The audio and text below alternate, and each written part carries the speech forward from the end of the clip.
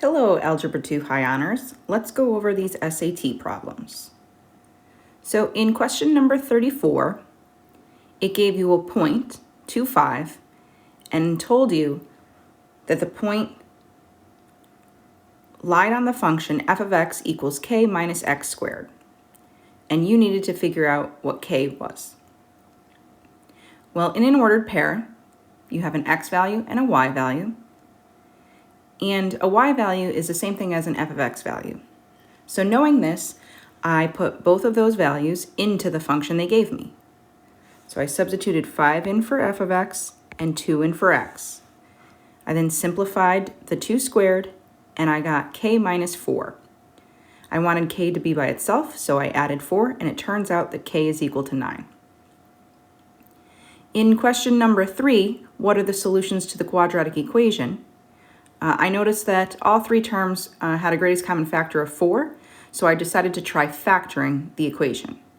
It was factorable, and it turns out that you should have gotten the two solutions, positive 3 and negative 1, when you factored. In question number 27, it tells you that the graph crosses the x-axis at 2 points. Those would be your two x-intercepts. One at an a value and one at a b value. It also tells you that the a and b values are both positive. Now I'm noticing that 3 of the 4 functions are written in intercept form.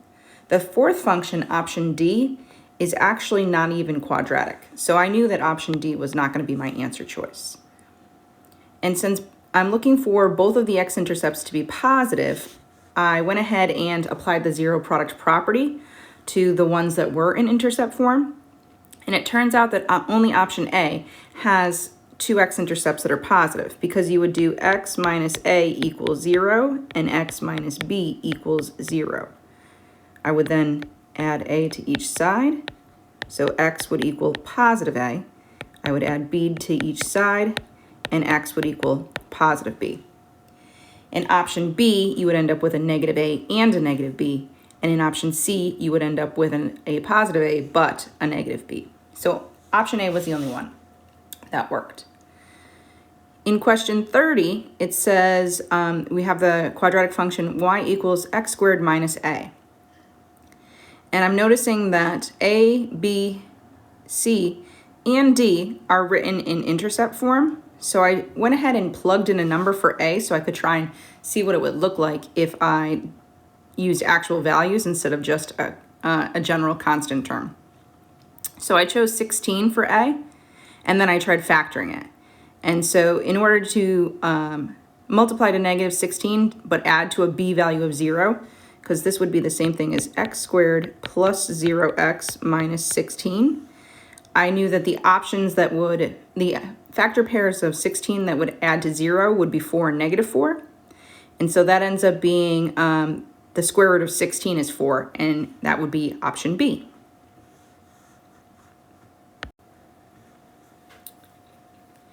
On question 35, they graphed a parabola for you, and they said that a linear function intersects with that parabola, and they want to know where it intersects. So I went ahead and graphed the linear function, negative x plus 10. It has a y-intercept of 10 and a slope of negative 1. Make sure you watch your scale on the graph. The y-axis has a scale of 1, but the x-axis has a scale of 0.5. So I went down 1 and over 2 grid spaces so that I could actually count my slope of down 1 and over 1. And the linear function ended up intersecting the parabola at 2 and 8. So you could have chosen 2 or 8 to grid in on your student-produced response question. On number 35, second number 35, it asks if the ordered pair xy satisfies the system of equations above, what is one possible value of x? So when you're looking at a system of equations, you're looking to see where two functions intersect. I used the substitution method. I circled what I knew and showed where it was going. So I knew that both functions were equal to y. So I took the simpler function and substituted into the harder function.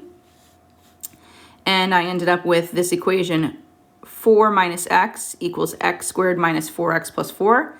That's a quadratic function similar to ones we've been solving. So I went ahead and set it equal to 0. I then noticed that there was a greatest common factor of x. So I factored x out. And then I applied the zero product property and got two solutions, 0 or 3.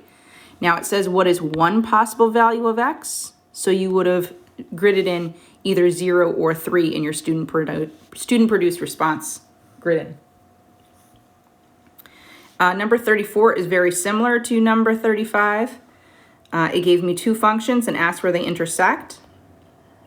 So I substituted x in for y in the first function, and I got this new quadratic function, x equals 3x squared minus 14x. I subtracted x from both sides so I could set it equal to 0. I noticed there was a greatest common factor of 3x, so I factored that out. I then applied the zero product property to both factors, and I got two solutions, 0 or 5. Well, the problem had already told me that 0 was a solution, so then I knew that only x equals 5 was the correct answer. In question number 24, they gave me the function f of x is equal to x squared minus 3, and they said if you find f of x plus a, it will equal 5x squared plus 30x plus 42. So I substituted x plus a into the original function. I used it as an input. I then went ahead and multiplied x plus a by x plus a because x plus a was squared. When you do that, you end up getting x squared plus ax plus another ax plus a squared. Now ax and ax are like terms, and there are two of them, so that ends up becoming 2ax. Finally, I distributed 5 to that quadratic.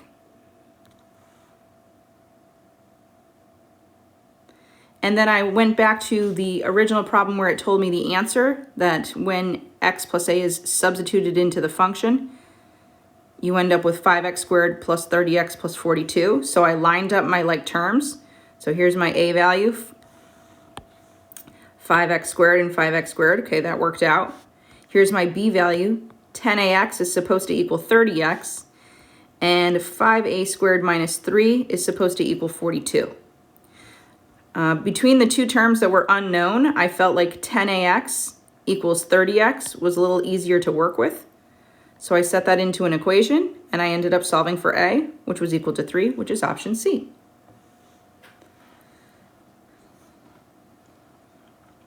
Okay, last class we were working on solving lots of quadratic equations using factoring, square roots, completing the square, and the quadratic formula. I actually created a flowchart for you so that you could see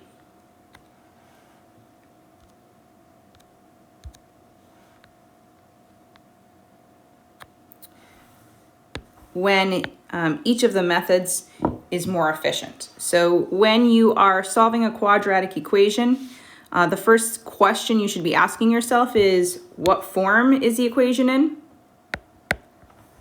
So if it's in vertex form, you should solve with square roots. If it's in intercept form, then you should solve with the zero product property.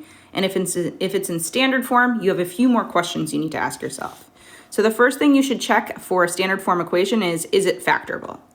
If it is, then you're going to go ahead and factor and solve with the zero product property. If it's not factorable, then you should be asking yourself, what is the a value?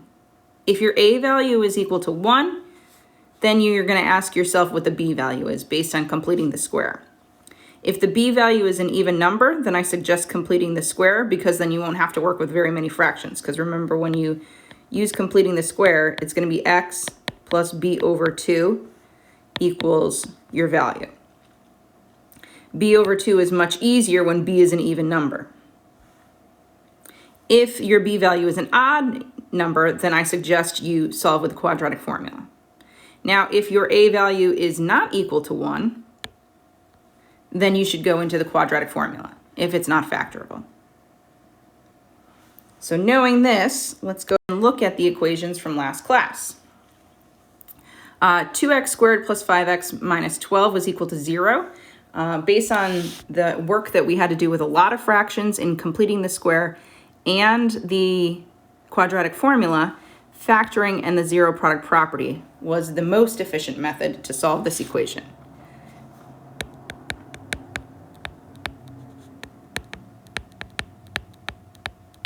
And we couldn't even solve it with square roots because it has two variable terms. Square roots only works when you have one variable term.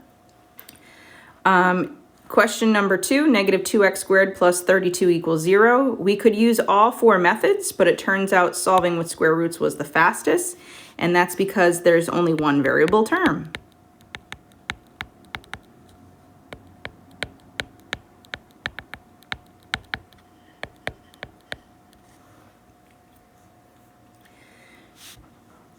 Question 3, x squared plus 10x plus 29 equals 0.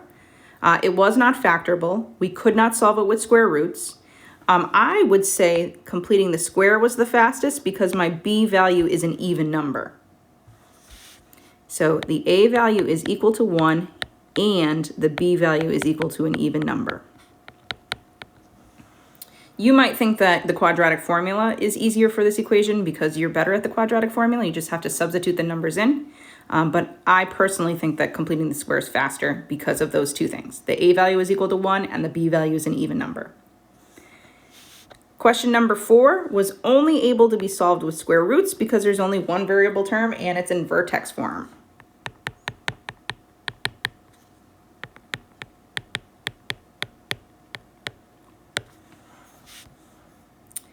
And question number 4, 4x squared minus 36x plus 6.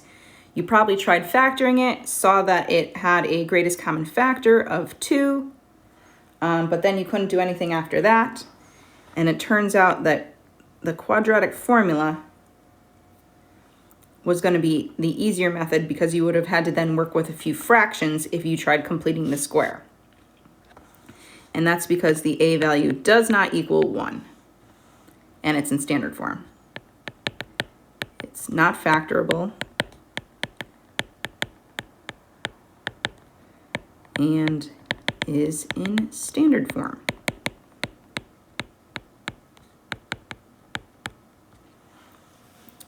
Okay, now that we've gone over the most efficient method, you are now going to go ahead and work in the same groups as you worked with last class on Wednesday to complete your test review packet.